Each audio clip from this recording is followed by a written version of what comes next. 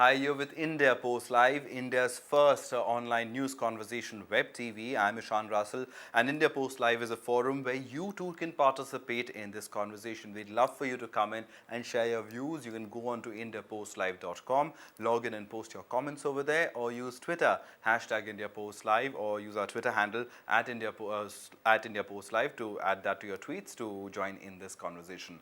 Well, today we're talking about an issue that is personally very close to my heart, and I really feel as a media person that this issue is one of the most underreported issues in this country. And what are we talking about? Child abuse. Yes, shocking as it may seem, the extent to which it is pervasive in our own homes, in schools, it's rampant across the country, and yet nobody's talking about it. We've decided to take a stand and talk about it. If you have a story, if you want to share, if you want to talk, if you have a query, we have a panel of experts who will be talking about it, so please do join in this conversation. But first, let's set it up for you. Let's take you through a story about how prevalent child abuse actually is in India.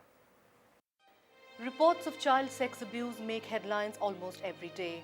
However, these are only few of those cases which are reported. A 2007 survey by the Ministry of Women and Child Development concluded that 53% of children in India are sexually abused.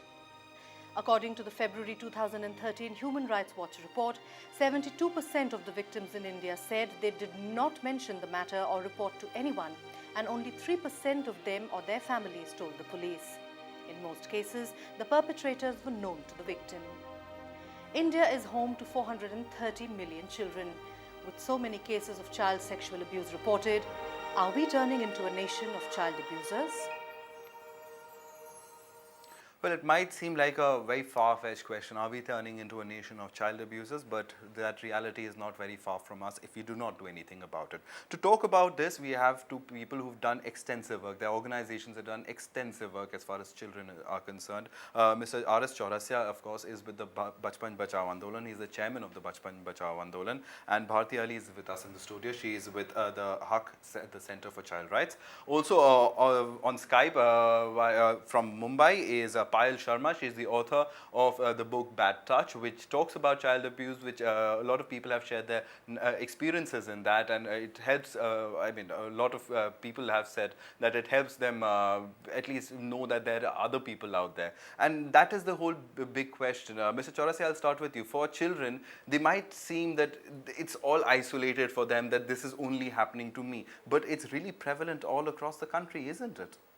Yes, it is prevalent all over the country, and the cases now are being reported on large scale. Previously, it might be that out of same, most of the people might not have been reporting the case, but people are now coming forward to report such cases. And every day we get hundreds of such information of such offences being committed by elderly people with the children. But why is that, Bharti? Why does it happen? I mean, we're a society. I mean, you look at a child, and is that a sexual object? Is that what comes to most people's mind? Well, I won't say sexual object, but definitely the easiest targets, because they will not raise a voice, and if they raise a voice, they can easily be hushed up. With an adult, you have to really negotiate a better deal, but with children, you can use your power to abuse them. So it's basically about that. So they are objects of all kinds, not just sexual objects, but objects as such. Extensions of, always seen as cattle, as property, as if they were chairs and tables who are not supposed to have a voice of their own. All right, and it's Payal Shah. I'm sorry, Payal, I called you Sharma. It's Payal Shah. Payal, but if you've written an entire book about this, and it just shows that, I mean, I'm sure you must have met hundreds of people who've suffered child abuse, and it really scars their personality, and it really shapes their personality. Any one such incident really shapes the personality of that child, doesn't it? It does because it affects the child a lot, of course, psychologically as well as physically. And many times the child is delusional, they get disillusioned at such a small age. Also, they develop a lot of complications when it comes to sexuality. But I would just like to clarify that I did not have the opportunity to meet hundreds of victims because it is very, very difficult to find people who are ready to talk about their story. In fact, I just got in touch with 10 or 15 of them, out of which only 6 or 7 actually shared their story. And yes, to a large extent, the abuse did shape the way they behaved, their behavior. Even when they grew into adults, what I realized was that the scars were still there. They were not able to move on, some of them. And some of them even had relationship issues. They could not trust people easily. So yes, it does affect people a lot. All right, so but the whole point then is that are we doing enough to curb this? Are we doing enough? Is there enough awareness that is there? Is there enough? Are there enough laws in place to really make this crime a deterrent? And it's a crime, one of the most heinous crimes, I believe. It is certainly very serious crime, but the awareness is not too much, so much, so that people may come forward to raise their question. Particularly the children don't raise these questions. So since they are very weak, they don't narrate the things to their parents. That is the thing, and they are the soft targets that are made by the culprits, and most of the culprits are from the very family. It is very easy for them to do all these things. That is the main problem. Right, we might talk about a Nirbhaya case or we might talk about any other big rape case, but what is going on in your own home, you might be surprised with that. So do talk about it, do share with us, write into us. We're at India Post Live, that's our Twitter handle, and also you can hashtag India Post Live to your tweets to join in this conversation, or just go to India Post Live and indiapostlive.com and log in and post your comments over there. If you want to come in via Skype or Google Hangout, ask our experts anything, you're most welcome to do so. Please feel free to do so. Bharti, are we doing enough in terms of education, in terms of making children aware? Because I mean, when I was in school, nobody ever talked about this. This was something that I got aware of much later in life. It's still pretty much the same because these are issues not to be talked about in families and schools. So, you know, whatever education you get is either from internet, from friends, or you read little things here and there and the books that you read. And often enough, you don't have information that is age appropriate. You have half baked information, you do not have full information. So and you know, as you grow, there is when you're exploring your own sexuality, you do enter into sexual activity which you don't know whether it's crime or it's just that phase of growing up and exploration. And when it turns into crime is also something that you're not conscious about. We are not discussing any of these issues at any platform, even today, despite so many cases being reported. And it's very unfortunate for a country with about 40% of its population being under 18 not to discuss these serious and issues. 50% of them, according to the government's own statistics, according to the 2007 survey, 53% have been abused. Right, and it's sad that the biology classes are still, about giggling and laughing away and not really touching and discussing your own body. We do not teach people about respecting our own bodies, forget respecting about other people's bodies, you know. So there's a huge gap in terms of people use the term sex education, but I would talk about sexuality education, sex education, reproductive rights education, etc., which is all But part often of the it. victims are really young children. I mean, children perhaps under the age of 10 as Sure. well. So how does one get to them? I mean, of course, the parents have the role to at least cull out that information or whatever is happening. But often parents are not suited to that role or not aware of that role. So what should the child do? Well, to assume that children who are 5 or 4 or 3 do not understand what happens around them is the biggest mistake we make. What we need is, we need methods to reach out to them. We need a language to reach out to them, but definitely we can communicate with them about safety. Now, how to keep yourself safe. Just as we say that if you meet a stranger on the road, don't interact, you know, be careful. So it's part of that same process of nurturing and bringing up children, that you also, you know, teach them about body and how to keep your body clean, how to keep it safe, and how to ensure that other people respect you in totality, not just because you're so-and-so's daughter or so-and-so's wife or sister, but because you are what you are, because you are a human being, you're an individual. So those are things that you can start, those values can be set in at a very early age. The language has to be age appropriate, and we have enough techniques to do that. There are comics, there are graphics, there is storytelling, there is so much, there is theater, there is song, dance, drama, so much that can be used to communicate with children on such a serious subject. All right, but why doesn't it happen? So you've been with Bachpan Bachao Andolan. I mean, and it's one of the premier organizations as far as child rights are concerned. Of course, Haq one of being the other premier organization amongst them. But how have you been met by schools? I mean, trying to educate them or trying to get something into the curriculum about such an issue? No such effort has been made to make these people aware, particularly the children, and they are kept in dark. Whatever happens with them, they don't know what is going on. That is the problem. And we hesitate to educate the children in their childhood about all these things. We should come forward to educate the children about all these things so that they may narrate the things to their parents in case any indecent thing happens to them. And since children do not know what is happening with them, they don't tell them. In most of cases where sexual assault has been made, they didn't tell their parents. They told after 2 or 3 days when there was pain in their genitals.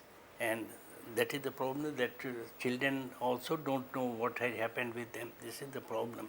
We should at least educate the children about all these things, that no one should behave with them in indecent way. All right.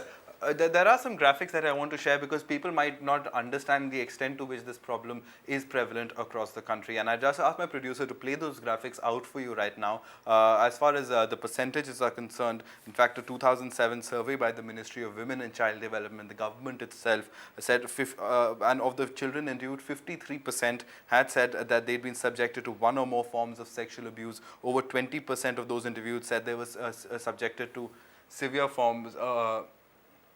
57% were boys, 20% were subjected to severe forms of abuse, 31% were committed by victims who were the victim's uncle or neighbor. So it happens in the proximity of your home, it happens inside your own home. So please do understand that this is a very serious issue that we're talking about. Bharti, 57% of the respondents were boys, and they admitted of that sexual abuse. So in our society, I mean, a girl from the moment she's born, she's told that you have to take care of your body and you have to take care of your, as they call it, chastity or virginity or whatever it is. But for the boys, it's often not talked about, it's not communicated. And therefore, I also feel, and there was a study that I was reading, that many sexual aggressors in later in life first were abused. And is that really the case? Well, I won't make a generalized statement, but yes, once you have suffered abuse, it's difficult to overcome that, and somewhere when you start justifying it, then you may also turn into an abuser later on. Because when you want to live with that abuse, one way of doing it is to say, okay, maybe it happens to everybody, so it's happened to me, and that's when you also turn into an abuser yourself. You try and justify it, but it's not. I won't make a generalized statement. Not all people who have been abused are abusers. At the same time, the issue of boys that you've raised is a very, very critical issue. I don't think we are paying adequate attention to that. And as an organization, as of today, we in the last 6 months, we've had 3 cases where boys have been sexually abused. And it has been very, very difficult for them to overcome the trauma. Even as of today, while I'm sitting here, there's a 5-year-old who was just not talking to anybody. He was recovered from the jungles today morning, and he's not in a position to talk to anybody, neither his parents, neither say yes nor no. He's in complete trauma. What makes it even worse is that the parents are not willing to understand and accept that this can happen to a boy also. And the whole issue of shame anyways is attached to sexual abuse, be it of boys or girls. But when it comes to boys, it is also questioning masculinity, and therefore there's greater shame attached to it about, in terms of talking about it, that tomorrow there will be a question raised on my child's masculinity. So it's a very serious situation, and I think it's time we started paying attention to sexual abuse of boys equally. All right, Payal, in the number of people that you talk to, the cases as far as boys or girls, I mean, it's prevalent in both sexes, where many people might think that just because she's a girl, she's an object. That's how society almost views a woman's body. But even men do get abused, and people don't talk about that. That's right. In fact, it's a myth that it is only girls who are prone to be sexually abused. As you said, statistics are very bright that men are more at risk, boys rather are more at risk, because we feel that as a society that they're not at risk. So parents are very liberal with boys, that okay, they send boys to do errands, or they send boys easily out with relatives, not realizing that the same relative could be an abuser, and because the boy is in their hands, the boy is with them alone, they can they can victimize the boy. So that is one of the major reasons that boys are at risk, because parents are not aware of this fact. And in the book, of course, like when I was meeting a lot of people, a lot of them were men actually. In fact, in the book itself, there are about 3 stories which are about men, which are about boy survivors, male survivors rather. So yes, that's right. I mean, it's a myth, and I think parents should counter that. They should realize that even boys are equally at risk, and take the right steps to protect them equally. All right, but where are we going wrong in terms of who would the responsibility lie with? Would it lie with the school?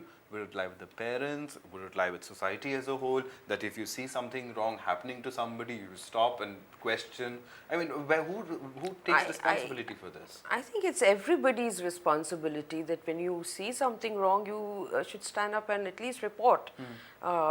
Unless, the person who is a victim in confidentiality shares it with you and says that you do not, please do not report. And that's when counseling comes in. So you bring that person to a stage where the person is ready to report and take it forward. But yes, I think each one of us has a responsibility to come forward, to talk about it, to report where it is possible to report, and where you can ensure assistance, necessary assistance to the child and the child's family. And I must repeat, both child and the family need assistance. So we should be able to put those systems in place where children and their families are able to get some relief, overcome their trauma, are able to get legal aid where they need legal aid. And the first step is, I think we really need to work on the police. We still, despite changes in the law. Yeah, we've changed the law in 2012. Yes. We made the government passed the Protection of Children from the Sexual Offences Act, Right. and in fact, all police stations are supposed to have. Where did that start go? But police stations are supposed to have a nodal officer in every police station to deal with such specific cases. Is that happening on the ground? So, is that happening on the ground? No, it is not happening on the ground. The things are not being taken very seriously by the police. And moreover, the parents don't want to go to police station, so that in case the things will come out, the family will be very much insulted, and there will be social degradation. That's why people avoid. Moreover, the role of the police is not very good. They just avoid the things. They just ask so many dirty questions that is very difficult to reply. They have to run to police station again and again. These are the problems. That's why people just want to keep the things secret and don't want to disclose the things. All right. In fact, according to that statistic which you just saw on your screens, 1 in 3 rape victims is a child in India. So that just shows you how pervasive this problem is, how to what extent it's spread. The cancer of child abuse has spread through our society, and we're really not talking about it. Might as well do now. But Bharti, as far as schools are concerned, you said there are so many avenues, there's so many things available to educate children. But what are the responses from schools? Are they doing such activities? Or, I mean, in the modern system of education, is it really getting that modern? I'm aware of one or two schools in Delhi, in the entire city of Delhi, who have taken up the initiative and are organizing workshops around the issue of child abuse. But by and large, the schools don't want to touch the subject. And there is this fear that, if we talk about it, there'll be more cases. So, you don't want to get into that. Then, the school will get a bad name if there is a case, and, if it becomes, and it is mandatory now under the law to report. We have objections to it for different reasons, but the fact is, as of today, it is mandatory to report abuse, and especially for institutions and schools who are there meant for care and protection of children. So the schools don't like their name, being coming in public in a negative fashion with a negative connotation. They see it as a negative connotation. And we unfortunately have not been able to create an environment where reporting by schools is taken positively and they are encouraged to do so. So I think we need to fill that gap to a very large extent. But as I said, there are schools, we know of victims where the schools have told the victims to leave the school after the incident. So, and that happens in many cases, most cases. The teachers are not ready, they're not prepared to, answer a lot of questions that may be put to them. Where there is an abuse in the school by the teacher itself, that's the worst scenario, where the schools just don't want to come forward, because that is about their reputation. That, we made a mistake in recruiting that person and we don't want to admit it. Schools do not have a child protection policy. The Delhi Commission for Protection of Child Rights has framed a set of guidelines for schools and institutions on preventing child sexual abuse. The Delhi government was sitting on those guidelines for some time. Now we've come to know that they have notified, but we don't see a gazette notification. It is not on any website. It has come from the Lieutenant Governor of Delhi, but it is not available even on the Lieutenant Governor's own website. So you can imagine how serious we are about, reaching to schools and holding them accountable on issues of child sexual abuse. All right, Payal, just for the understanding of our viewers, I mean, is it isolated only to India? These numbers are really staggering. Just the fact that, 53% of children in India have suffered some form of abuse or the other. Globally, is that the same, or is India an exception even in this regard as far as our crime rate is concerned? See, child sex abuse is prevalent in all countries, wherever around the world. But yes, India scores the highest when it comes to child sex abuse. That's the statistics I have come to know. But in Western countries, even in, of course, UAE, or you see Southeast Asia, you see any part of the world, CSA is prevalent. So we cannot say that only India is an isolated case. But yes, it has got the highest number of people as of now.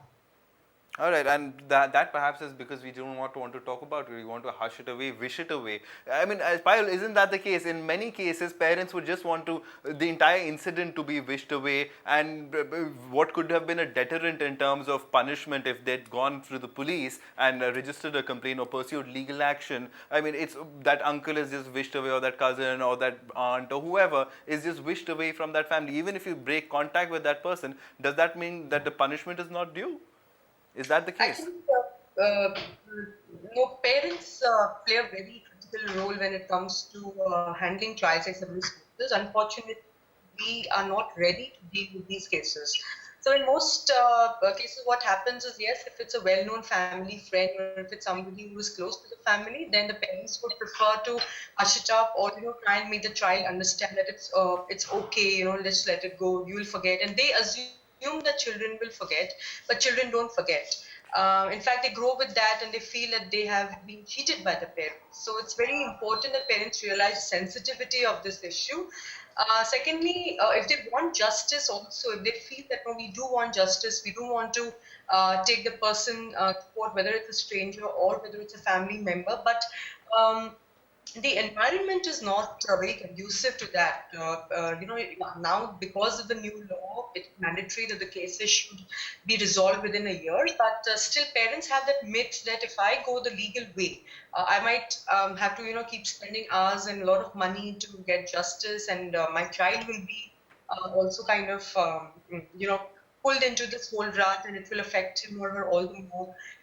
So in all cases, I think the parents are not really well equipped, whether it comes to awareness, whether it is knowledge, or whether it is the attitude to solve this issue or take the perpetrator to justice.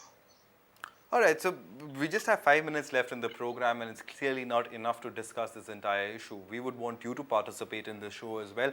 Do tell us if you have a story, if you have a suggestion, if you have an idea to deal with this problem. Do tell us. IndiaPostLive.com is the website. You can go there, log in, and post your comments. You can go use Twitter, hashtag IndiaPostLive to your tweets, or use our Twitter handle at IndiaPostLive, or you can go to the Bachpan Bachao Andolan website and check out what programs that they have over there, or you can go to HUC, that is HEQ, Center for Child Rights, and check out their website and the programs that they have over there. Let's try to think of solutions. I mean, we've painted a very grim picture, but how do we as a society rise from here? So, starting with you. Society must come forward, particularly the family should come forward, and police should be more alert, and moreover, the social activists and other people should take interest on these things and encourage the victims to come forward to raise the question about all these things that may be done. And the awakening is most important. Without awakening, it is very difficult to know the things, and so long the things do not come to knowledge, it is very difficult to take any action. And it is very harmful to prevent these things and to keep it a secret. That is the main problem. But we should not hesitate, and we should come forward when we should encourage others to come forward in case such things happen. All right. Bharti, what about you? Solutions, possible solutions. Let's look at the Well, I road think, forward from here. as you began on the note of schools and education, so I think that's where we need to really put a lot of stress and make these issues part of the school curriculum so that they get discussed. And also at the same time, I think we need to put our energies more into ensuring implementation of our existing laws, because that's where we are the weakest at this point of time. In terms of legal framework, we've got a good framework, but it needs to get implemented somewhere. So we need to join hands, and something that we've started as an experiment, we are yet to see how it goes forward. But, like you have peer groups, we've started working with parents of survivors and their families, and tried to bring them together to get to discuss these and to carry that information back to their localities. It is one way of taking it to the communities and, having discussions, to be there whenever there is a case reported from their locality. So we're trying to work on that. I think we need to really strengthen communities to come forward. And there are different ways of doing it. One of the ways I just shared with you is to have a group of families of survivors coming together. All right, Payal, from your perspective, any possible solutions or any steps forward that you might like any of the stakeholders in this entire, I think everybody is a stakeholder in this one. That's very right. As Ms. Bharti pointed out, that as a society we need to take steps, and we need to break down the society into different parts when it comes to legal issues. You have a stream, you have a community of lawyers, you have a community of lawmakers, then you have another section of society which is parents, which are families. I think family is very, very crucial in helping curb or prevent child sex abuse or to solve the cases, because I think the onus lies on parents. So just as we say charity begins at home, I think even prevention of CSE will. All right, so prevention also begins at your home. And just as a concluding comment, Bharti, it's not limited to, many people might think that it's happening in the lower strata of society. Not at all. Not at all. In fact, it's most invisible in the upper strata, but it happens and it's rampant. And we've got cases where eventually the victims have turned hostile, but you can imagine the kind of power and influence that works in those kind of cases. So this, as far as abuse is concerned, it cuts across all classes, all castes, all religions. It has nothing to do with your social and economic structure. All right, on that note, we've made you aware of the problem. What are the possible solutions? What do you think should happen? Do you think stronger punishment as deterrence? Do you think more awareness is required? What is required? Do write into us, tell us, we'll talk about it. IndiaPostLive.com is the name of the website. Just log in over there, post your comments. You can also go to Twitter and use our Twitter handle @IndiaPostLive or hashtag #IndiaPostLive to your tweets to join in this conversation. On that note, we'll wrap up. Thanks very much, Payal, for coming in. Thank you very much, Mr. Chaurasia and Bharti, for coming in. It was a pleasure having you on the show. And I promise you that we'll be talking about more such issues here on India Post Live, because we're talking about you and what happens in your home. And this is a reality that also could be happening in your home. So do talk about it. Thanks so much for watching.